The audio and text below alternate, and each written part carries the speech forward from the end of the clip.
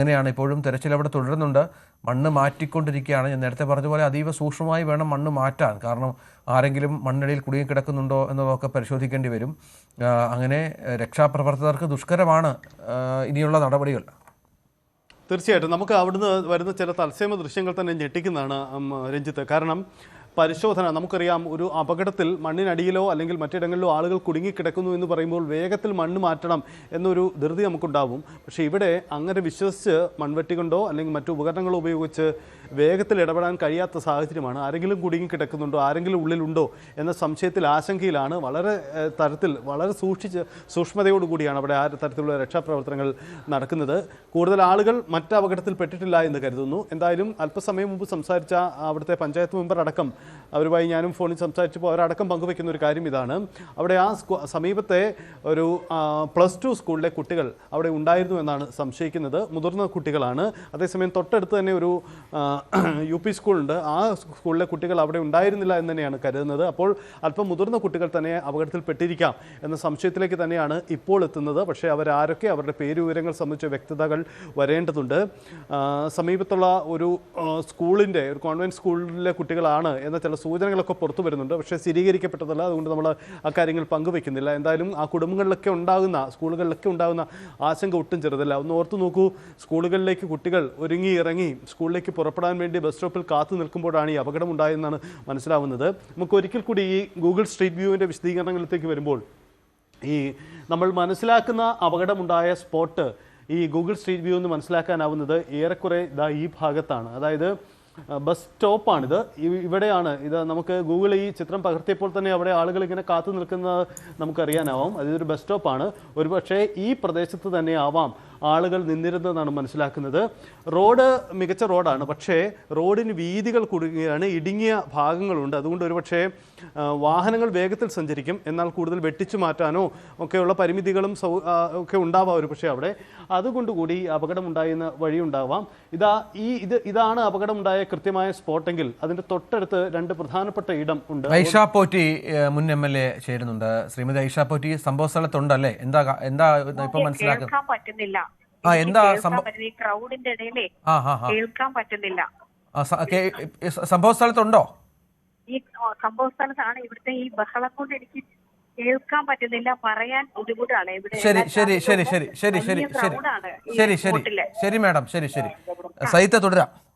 Yes Ranjith, നമ്മൾ പറഞ്ഞു വന്നത് ഒരുപക്ഷെ ഈ ബസ് സ്റ്റോപ്പിൽ തന്നെ ആയിരിക്കാം നിന്നവർക്ക് നേരെയാവാം അപകടം. ഈ ടിപ്പർ ലോറി പാഞ്ഞു കയറി അപകടമുണ്ടാവുന്നത്. ടിപ്പർ ലോറി കടന്നു വന്ന വഴി ഒരുപക്ഷെ നേരെയുള്ള ഈ റോഡിൽ നേരെ ഭാഗം, അതായത് ഈ ഭാഗത്ത് നിന്നാവാം ഒരുപക്ഷെ ടിപ്പർ ലോറി കടന്നു വന്നിട്ടുണ്ടാവുക. ഒരുപക്ഷെ ഈ റോഡിൽ നിന്നാവാം കടന്നു വന്നിട്ടുണ്ടാവുക.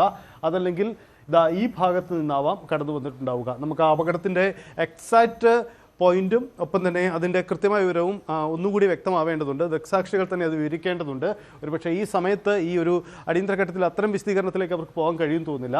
ഒരുപക്ഷെ ഈ ഭാഗത്തു നിന്നും കടന്നു വന്ന വാഹനമാവാം, അതല്ലെങ്കിൽ ഈ ഭാഗത്തു നിന്ന് കടന്നു വന്നതാവാം. ആ വാഹനമാണ് നിയന്ത്രണം വിട്ട് പിന്നെ ഇവിടെ നിൽക്കുന്ന ആളുകളിലേക്ക് ഇടിച്ചു കയറിയത്. ഇതാണ് നമ്മൾ ഇപ്പോഴത്തെ സാഹചര്യങ്ങളിലെ പ്രാഥമിക വിവരങ്ങളുടെ അടിസ്ഥാനത്തിൽ നമ്മൾ വിലയിരുത്തുന്നത്. ഗൂഗിൾ സ്ട്രീറ്റ് വ്യൂ നൽകുന്ന വിവരങ്ങളും ഈ ചിത്രങ്ങളുടെയും ലൊക്കേഷൻ വെച്ചുകൊണ്ട് നമുക്ക് പരിശോധിക്കുമ്പോൾ അറിയാനാവുന്നത് ഇങ്ങനെയാണ്.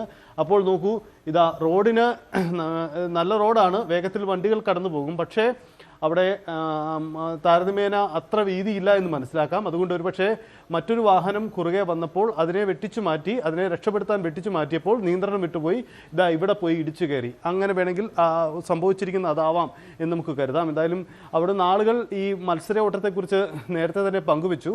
വ്യക്തമാണത്. നിരവധി ടിപ്പറുകൾ കടന്നു പോകുന്ന വഴിയാണ്. നമ്മൾ പലപ്പോഴും ഈ ഗൂഗിളിൻ്റെ ഇമേജുകളൊക്കെ പരിശോധിക്കുമ്പോഴും കാണുന്നത് നിരവധി ടിപ്പറുകൾ അവിടെ ആ വഴി കടന്നു പോയിട്ടുണ്ട്, സഞ്ചരിക്കുന്നു എന്ന് തന്നെയാണ്. അത് സ്വാഭാവികമായും ആ മേഖലയിൽ മണ്ണെടുപ്പ് വ്യാപകമായി ഉണ്ട് എന്നതിൻ്റെ തെളിവ് കൂടിയാണ്.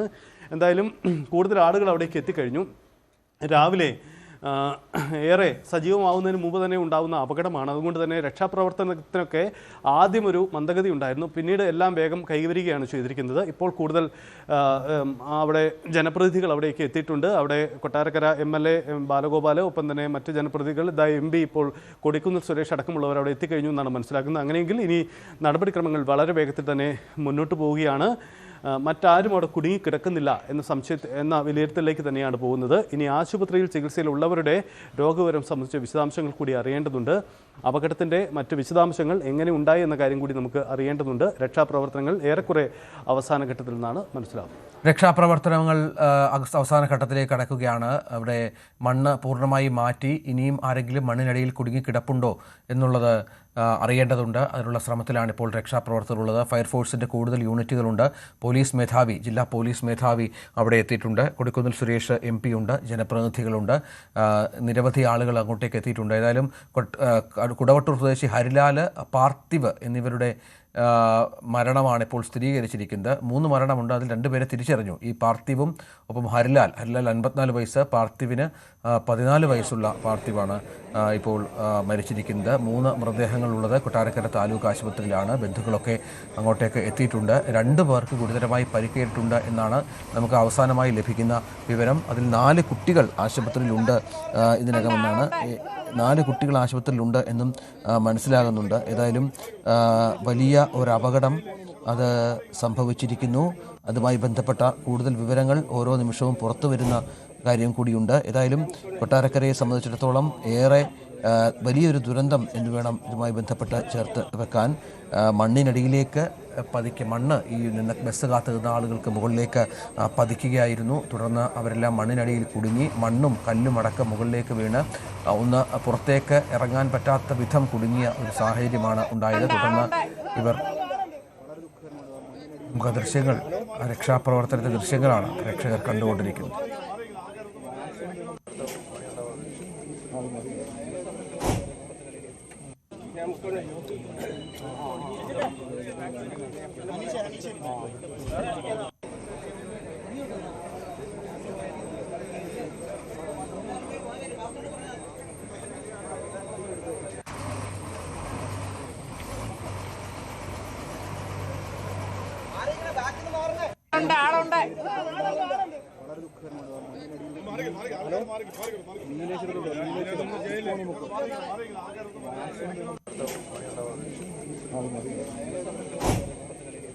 ദൃശ്യങ്ങൾ പ്രേക്ഷകർ കാണാം. രക്ഷാപ്രവർത്തനം അതിൻ്റെ അവസാന ഘട്ടത്തിലേക്ക് ഇപ്പോൾ കടന്നിരിക്കുന്നു. ഇനിയും മണ്ണിനടിയിൽ ആരുമില്ല എന്ന് ഉറപ്പാക്കുന്ന സമയം വരെ രക്ഷാപ്രവർത്തനം പുരോഗമിക്കുമെന്നാണ് ഇതുമായി ബന്ധപ്പെട്ട ഫയർഫോഴ്സ് ഉദ്യോഗസ്ഥരും മറ്റും പറഞ്ഞത്. അതിനുള്ള ശ്രമങ്ങൾ അതിതീവ്രമായി പുരോഗമിക്കുകയാണ്. കൂടുതൽ വാർത്തകൾക്ക് News 18 Keralam YouTube channel subscribe ചെയ്യുക.